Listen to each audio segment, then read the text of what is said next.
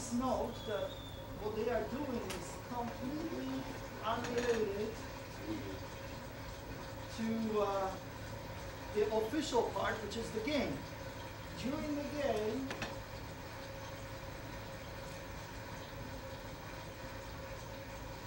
they decided to celebrate the memory of the uprising and says, let them say that this was a defeat and we shouldn't celebrate defeats.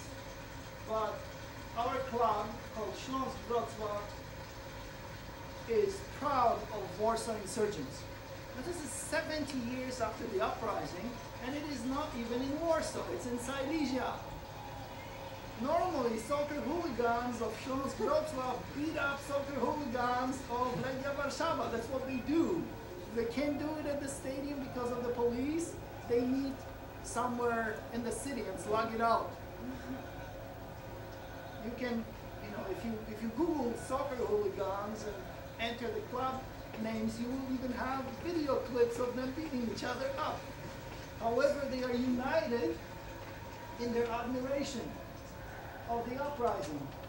And they are chanting now, glory to the heroes. Cześć i chwała bohaterom.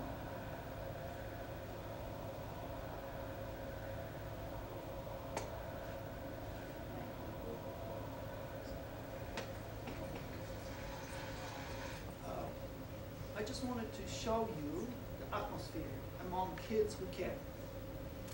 Not among, the MTV crowd, although you'd be surprised, because much of the MTV crowd cares too. In fact, the movie we're about to see has a hip-hop soundtrack. Imagine how refreshing it is to have hip-hoppers singing about the struggle for freedom as opposed to raping women and killing policemen. That's what hip-hoppers do too. So it is not a soccer hooligan or even soccer fan phenomenon. It cuts across cultures, and they can, all the competing teenage and 20-something groups can relate to one another based upon shared memories. Memories that were buried, memories that were not permitted to exist under communism, and when finally they could no longer be suppressed, the regime attempted to control memories the way we remember. For the young people in particular, when they couldn't crush the memories of the uprising, they tried to co-opt them. It didn't work, and when after the collapse of communism, freedom permitted books and memoirs, monographs and documentary collections to appear about the uprising, this is what's happening. Completely spontaneous. I will show you a few things about the uprising as far as history. Here is more or less, this is a map of Warsaw. The Vistula River is, well, imagine if you stand on the edge of Florida International University and you look across the Miami, it's away, it's a little bit away, so more or less that's how wide the Vistula is. The Soviet troops stopped there for half a year, and for 2 months they watched the Nazis, the Germans, slaughter the insurgents and civilian population and destroy the city. Now the Soviets were ostensibly our allies. In reality, the Soviets were communists. Therefore, they were related to the Nazis. It was just another totalitarian dictatorship. Hitler and Stalin started out as friends. That's how World War II broke out. And later, they quarreled, and eventually Stalin won and took over half of Europe. There were 4 main pockets in the uprising. The northern suburb, which is called Jolibo, after a French queen who thought it was a very lovely riverbank. Then the city center with the old town by the river. I think I may have to, old town, here's Jolibo, here's the city center, the largest part. This is the riverbank or Pomyśle district, and Mokotów in the south. For 63 days, Warsaw had 9/11. Every single day, as many people died as on 9/11. Every single day. The Germans were doing the killing, and the Soviets were doing the watching. The Soviets were also exchanging friendly fire with Allied aircraft that flew all the way from Italy to resupply. They did not give Americans permission until very late in the game to fly over Warsaw, drop the load, and land in the Soviet-occupied territory. And when I say the Germans were doing the slaughtering, you have to understand that the plurality of the troops were ex-Soviets. There were Soviet POWs who, to save their lives, went over to the Nazis, and the Nazis enrolled them in Wehrmacht, or Army Auxiliary formations, and SS Auxiliary formations. So about half the troops, maybe a little bit more, were Soviets. That means Russians, Belarusians, Ukrainians, Azeris, Turkomen, I think Kalmyks, and Cossacks. The movie we are about to see, show you, here is a depiction of an insurgent in a sewer. Much of communications went through the city sewers. Not fun. You basically waded in feces, sometimes up to your chest. When the old town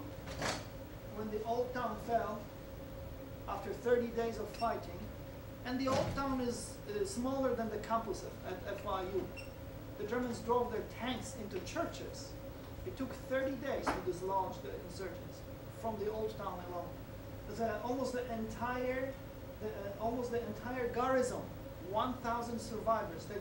Initially there were 8,000 in the garrison of the old town of insurgents, women and men. Over 1,000 of those who could walk descended into the sewers and marched under the German lines for about a mile and a half to the city center, and they were rescued. Everybody who stayed behind was given the treatment. All the wounded were slaughtered. The Germans did not observe Geneva Convention. So everybody was killed, almost everybody, especially wounded. Some of the civilians and some of the insurgents who passed as civilians were shipped to Auschwitz, Sachsenhausen, and other camps. If you were lucky, you would be shipped to slave labor. Here's a sewer, and it says, "Attention Germans." It's a replica. And this is Warsaw. This is actually what used to be the Warsaw Ghetto.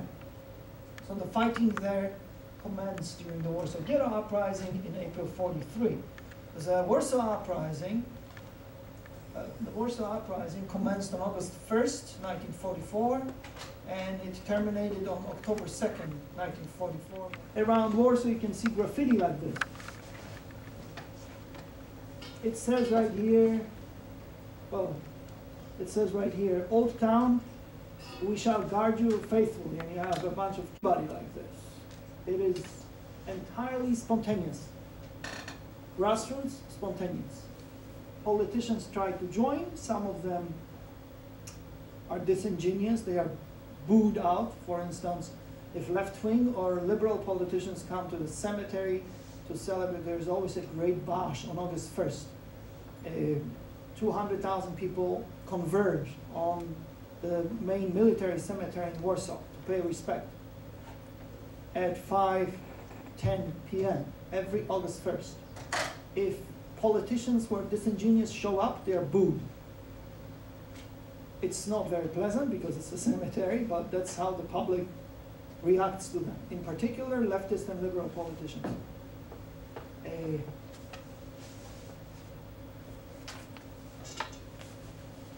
This is it. What we saw. Now we will see a movie. This is a highly unusual movie because it's mostly about today. Its overarching theme is adventures of a group of friends during the Warsaw Rising. It's a story of a barricade and a squad. And it's a story of commemorating. This is the first Polish movie, or any movie about the uprising, which tries to differentiate between the Germans. So you will have an unusual depiction of a decent assessment. That's shocking, especially for the older generation which survived the war. Most of the SS in the movie is depicted as it was, but here is a decent assessment, which is shocking. However, even more shocking is, for the very first time, the movie makers portrayed the actions of the Soviets, not only across the river, but during the uprising with the so-called collaborationist formations of the Nazis, in a very negative light. In fact, in my opinion, they've overdone their audacious depiction of the ex-Soviets, because, well, you will see for yourselves. It's very unusual to have this. It is true that the ex-Soviet formations of the SS, in particular the Kamiński Brigade, SS Brigade, were extremely bloody. In the first week of the uprising, first 5 days of the uprising, they slaughtered about 60,000 civilians.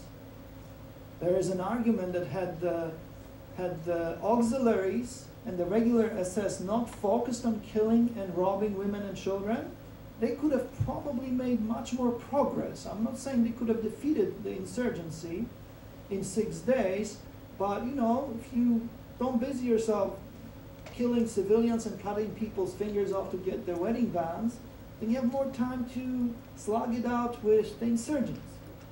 What is important for you to know also is that only 10% of the insurgents were armed. Most of them went to the battle with bricks or the equivalent of baseball bats. No weapons. And the entire underground army was an all-volunteer army. This was the mainstream underground home army. Enjoy the movie, and then I'll tell you more after you wake up. Thank you.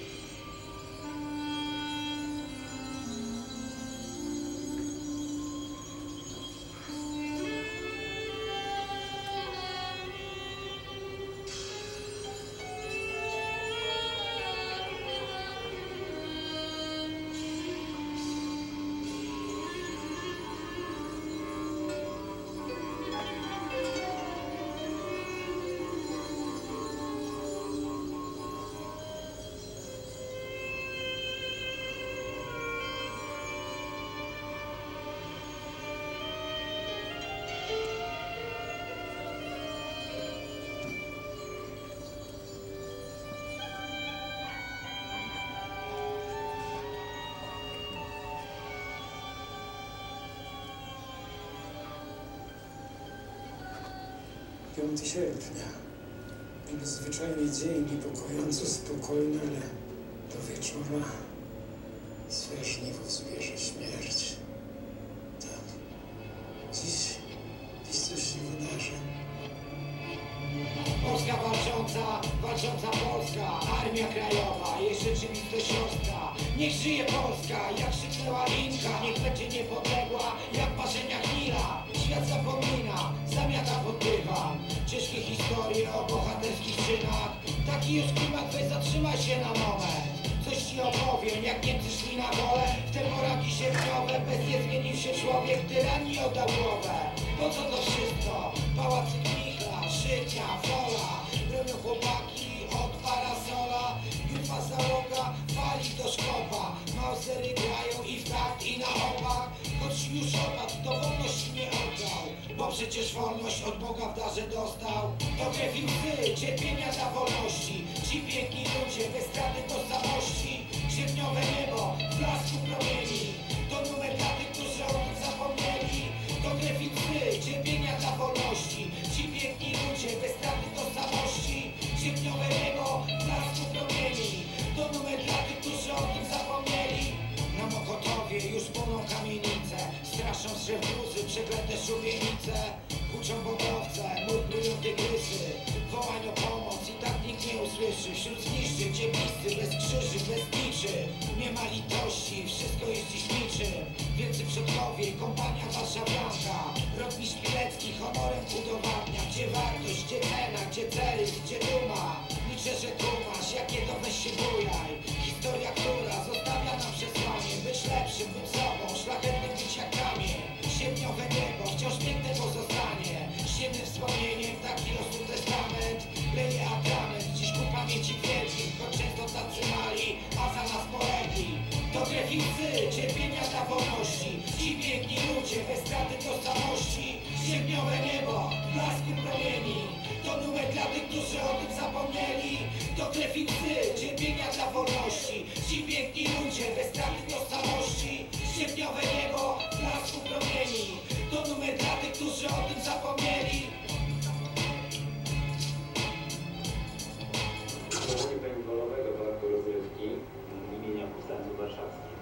No budżet szacowany jest na około 300 milionów złotych, z tym, że miasto wniesie raportem grunty w okolicy Parku Sowińskiego, a na pozostałą kwotę zostanie rozpisany przetarg inwestycyjny.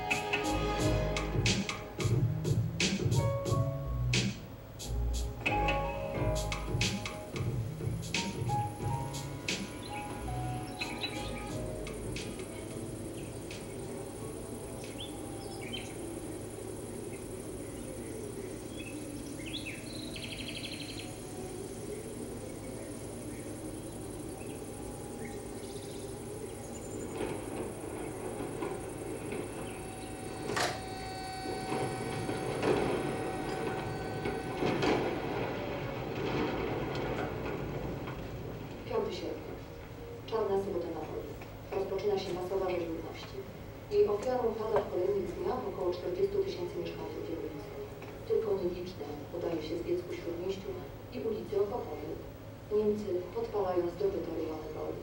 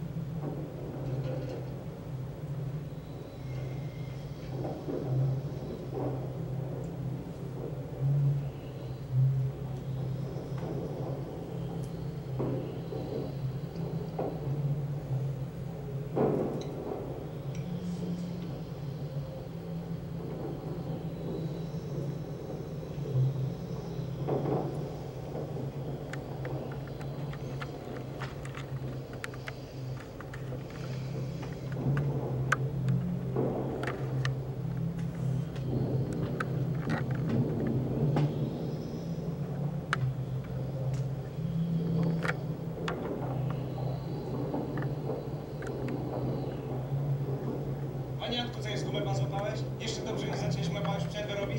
Panie inżynierze, dobrze, że pan jest. Niech pan spojrzy. Co, nie wypał? Gorzej. Muszę zadzwonić do szefa.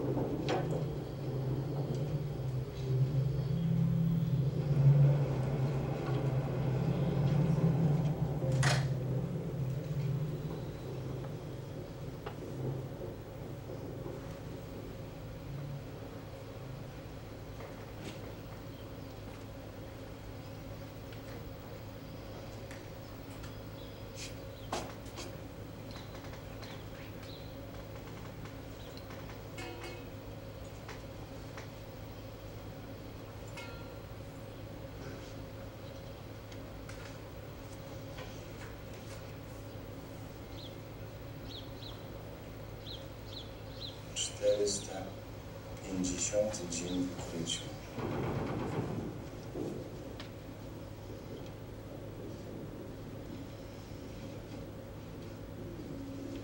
No tak, były. 450 dzień w ukryciu.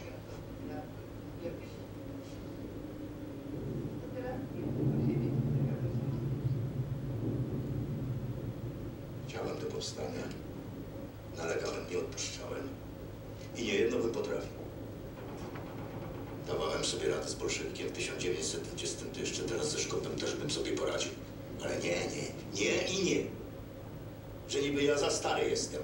Ja za stary, a te młodziaki, dzieciaki, nie za młode, żeby ginąć, co?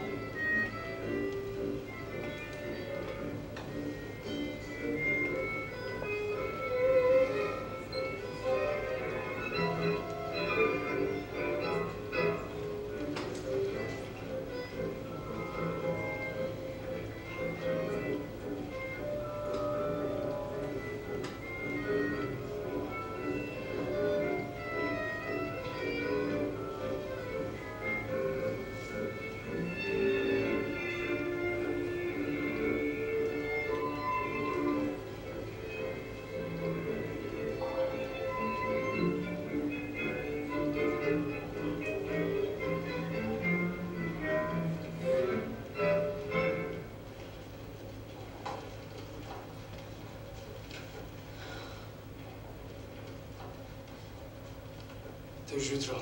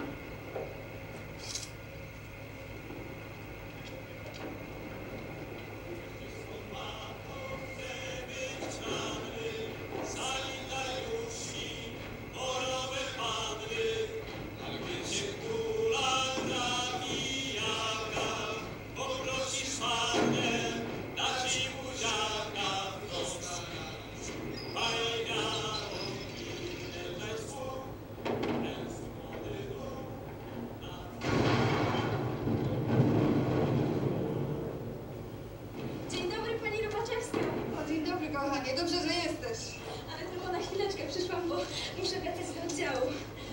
Musisz iść. Do nas do piwnicy. Pan Rudzki się ucieszy, że przyszłaś. Czekaj, już kończę. Już kończę. Zaraz. Co?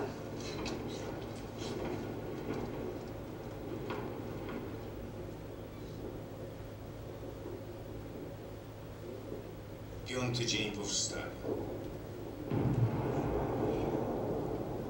Od wczoraj Niemcy bez przerwy ostrzeliwują wolę z ciężkiej artylerii.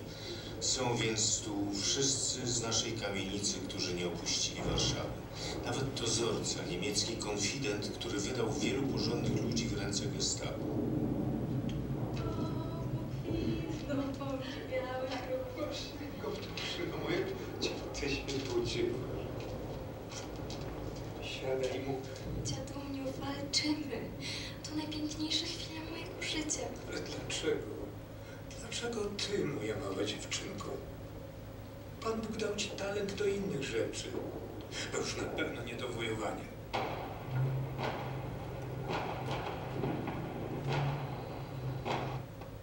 He was a gentleman farmer. He had an estate and he farmed. His wife was a village teacher. They were mostly involved in charity work and local community organizing where they lived. And after the Nazis and Soviets attacked Poland in 1939, Pilecki fought on the battlefield. He immediately went underground, and in 1940, the Nazis unveiled a new facility where people would go, but nobody would come back. So he volunteered to be arrested by the Gestapo so he could go on a reconnaissance mission to that facility. And the facility was called Auschwitz. So he volunteered to go to Auschwitz. They had no idea what it was other than people disappeared. He spent 3 years in Auschwitz, escaped from Auschwitz, fought in the Warsaw Uprising. His position, he defended his position actually unyieldingly for 63 days. His company never yielded an inch. Very hardcore guy, and he went to a POW camp from which he escaped, joined the Polish forces in the west in Italy. He volunteered on another mission to come to Poland on a reconnaissance to see what the Soviets were up to, what the communists were up to during the new occupation.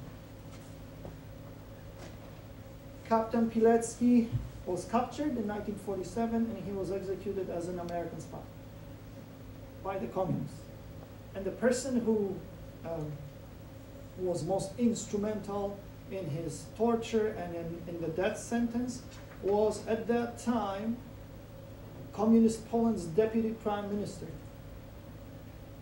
When that person was, his name was Józef Cyrankiewicz, was in Auschwitz, he was a kapo. That means Nazi prisoner trustee. So you have a Nazi prisoner trustee as a communist deputy prime minister handing a death sentence to a guy who volunteered to tell the world. He was the first person to send a report in how the gas chambers operated in Auschwitz and how the Jewish population was gassed. According to consensus among historians, he was probably one of the 3 most intrepid people in World War II. His favorite book was Imitatio Christi by Thomas à Kempis. You will see scattered around the movie symbols, Christian symbols, Catholic symbols. You will also see a Jewish fellow in hiding too. But again, it's an art of illusion. Everybody assumes that you know that stuff. And if you're in Poland, those who care know. The general public, and I keep telling directors, and I keep telling people who communicate with the public, that most people, even in Poland, don't understand those allusions. The kids now have discovered it, so it's like a slang between them. But normal human beings don't get it. It must be explained to them. And if you think that I'm making things up, Lady D was in the Warsaw Rising. She was seized by, she's 17, she's a combat medic. She just has an SS uniform because the insurgents at the beginning of the uprising captured the SS warehouses. And they put the SS combat camouflage uniforms on, but you can tell that she was, not only did she have a ponytail, but she, under her SS cap, but she had a Polish armband, so red and white, and an umbrella badge. Umbrella was a cryptonym of a crack battalion of the Home Army. So there are no explanations for this, so unless you are a complete insider, the movie appears hermetic, and we should have a person next to the screen showing you plaques with footnotes anytime anything happens. And the movie is also about the powers that be using public money, building a paint gun park to commemorate the insurrection. The kid you saw in the blue shirt that talked to the hard hat is an engineer. He's in charge of the project. And the hard hat found a dead body. The project is supposed to be a tender. The tender is fixed. And again, the movie won't explain it well. Pamiętaj, duże rano masz. Jest ich, ale dajemy radę z dziewczynami. Co to jest? Tak, doktor Piasecki sam patrzył, żeby dobrze Patrz się na ręce, bardzo. Basiu, uważaj na siebie, ile możesz. Ty masz żyć.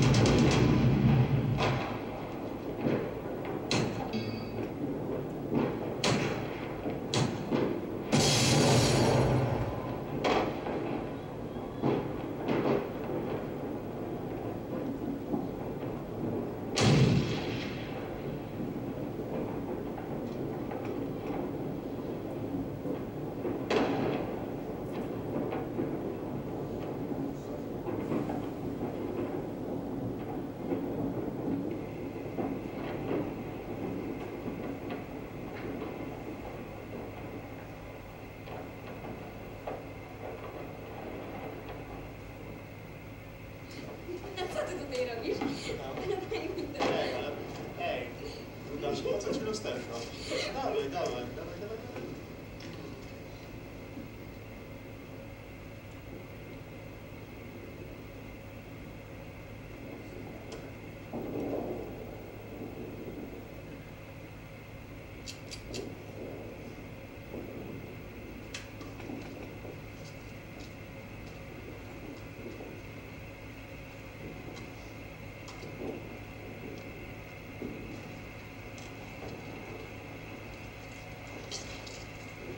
Chcesz zrobić zdjęcie?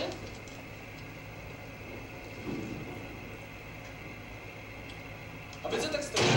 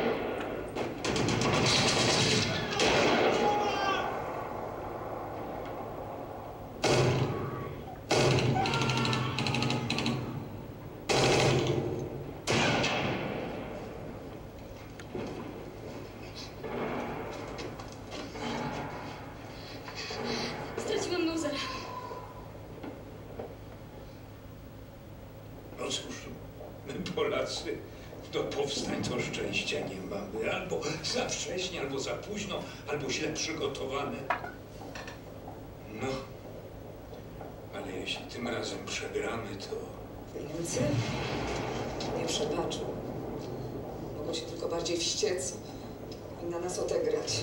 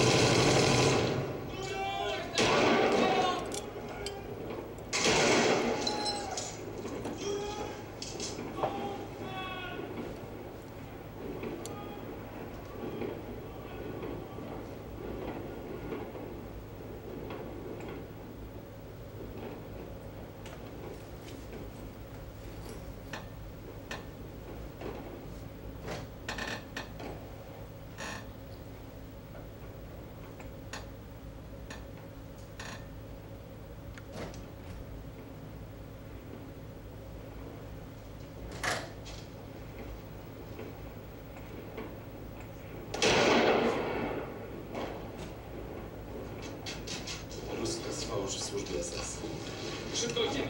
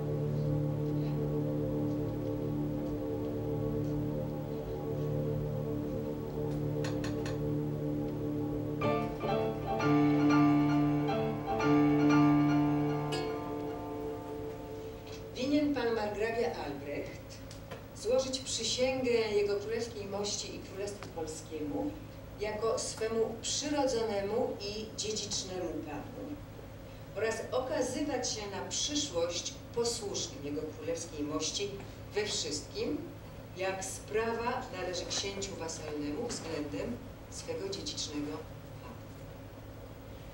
Powinien też margrabia Jerzy w imieniu własnym i swych braci... Stasiu, przypomnij mi proszę przyczyny hołdu pruskiego.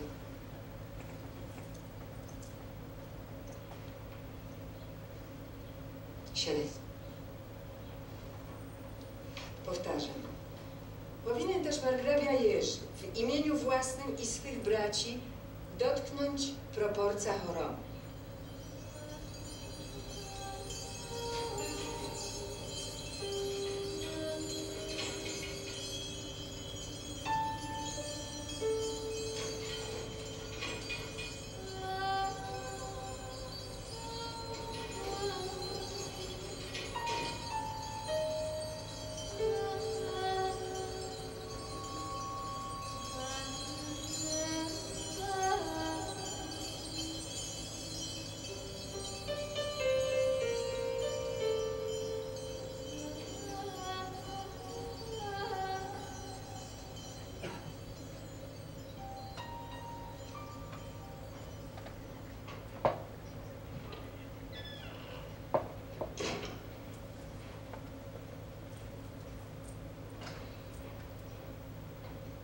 Basiu?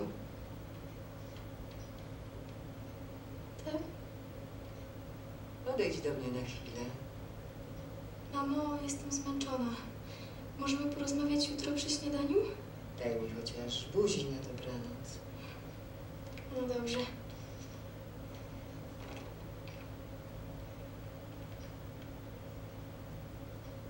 Co ci się stało w nogę? Nic, tylko... Wsiadłam na pomalowanej ławce. Nie kłam. Kłamstwo bardziej brudzi niż drukarska farba. Mamo, ty nic nie rozumiesz. Zachowujesz się jak małe dziecko, które nabroiło i nie umie nic rozsądnego powiedzieć na swoją obronę. Widzę, że do wielu rzeczy jeszcze nie dojrzałaś. Czy pomyślałaś? Pomyślałeś, że ktoś zobaczył farbę na twojej sukience i mógł cię śledzić? Narażasz nie tylko siebie. Ja wiem. Ja rozumiem, że teraz jest taki czas. Robisz wszystko to, co robią twoi przyjaciele. Wybaczam. Wybaczam, że pomagasz prawdzie. Ale nie wybaczę, że lekkomyślnie narażasz swoje życie.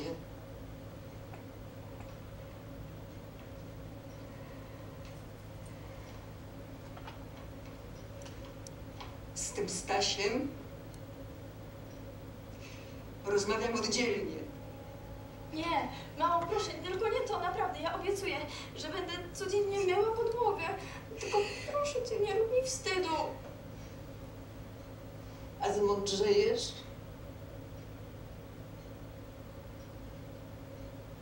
Myśli pan, że ta kość to trup? Wygląda na fragment większej całości. A jeśli tak, to trzeba będzie ekshumacji. To, że wie pan, godnego wydobycia. Skąd te zwłoki, jaka była przyczyna śmierci? No co aż pan, wiem co to słowo oznacza. Poważny kłopot dla inwestora. Gość mówi do kontenera. Poproszę rosołek, żeby był taki... Pani idzie na zaplecze, wraca, mówi, proszę, nie mamy rosołku takiego, ale mamy grochóweczkę taką...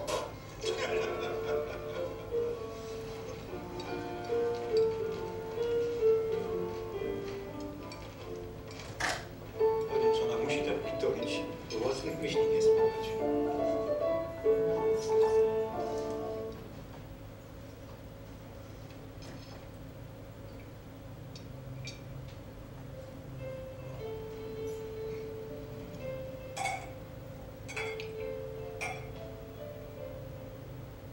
A teraz uważaj. Zanim ogłoszą nowy plan zagospodarowania, masz nabudować tyle, ile się da. Tak jest. Miasto weźmie odszkodowanie. Mecenasie?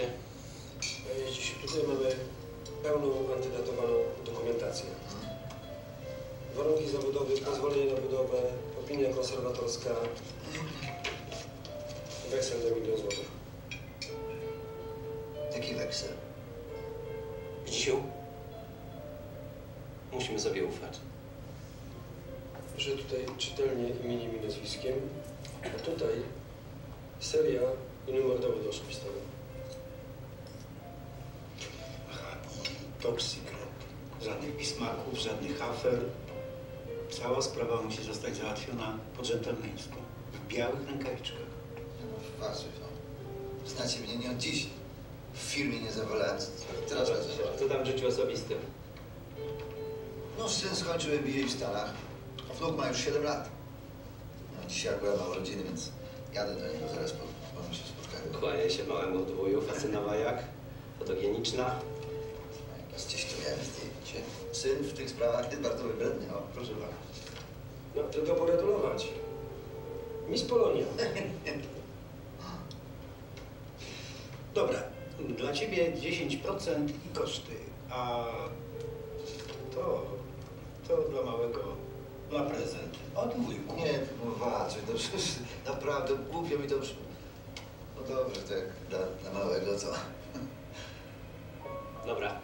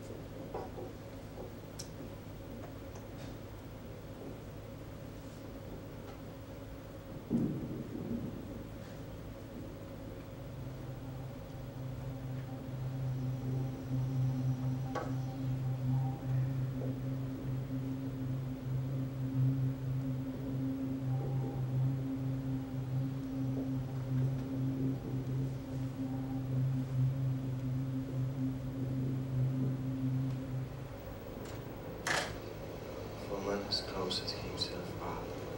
He sees all things through narrow chinks of his cover. Człowiek sam siebie zamknął, aż zobaczył rzeczy przez wąskie szczeliny swojej jaskini. I co ty wybrałeś do cholery, co? Prezes się wścieknie. Przecież wiesz, jak cię lubi. Człowieku, ta inwestycja ma na niego ogromne znaczenie, rozumiesz? Tam są ludzkie szczątki. Jako kierownik budowy odpowiadam za dopełnienie procedur. Już dawno powinienem zadzwonić na policję. A tak. A tym zaświadczeniem, co do ciebie wiedzie, będziesz się mógł podetrzeć. Andrzej, ty mówisz jak harcerzyk. I z cichu idzie ci na rękę, tak? Poświadcza nieprawdę. Nie zarabiasz tyle, ile chce bank, ale on poświadczył, że zarabiasz. No, zaraz to. Nie mantykuj. Weź koparkę, wykop dół poza obrysem fundamentu, przenieś tam problem i pozamiatamy. Dobrze ci radzę. Przez sympatię dla twojej mamy.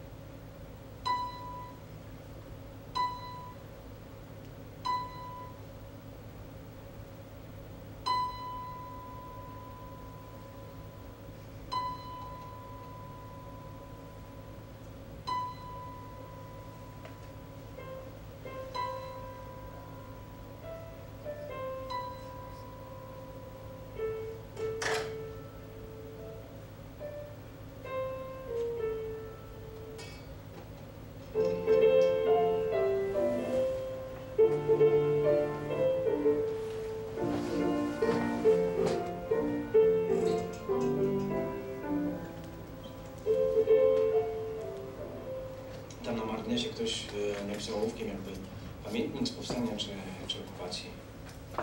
Możesz mi powiedzieć, co to jest za książka? Poemat o iluzji drzwi, za którym jest nieskończona przestrzeń i tylko nasz rozum je zamyka. Nie wiem, czy wiesz, że zespół The Doors wziął nazwę właśnie od tych drzwi z poematu Blake'a? Mam wszystkie ich płyty. A co to za szczątki, o których wspominałeś? Biało-czerwona paska na kości, które udało nam się osłonić. Dalej musimy się trzymać procedur ekshumacyjnych. Chociaż słyszałem, że inwestorzy w takich przypadkach starają się ukryć problem. Zresztą dyrektor dał mi do zrozumienia, że jeśli sobie z tym nie poradzę, to będę miał kłopoty.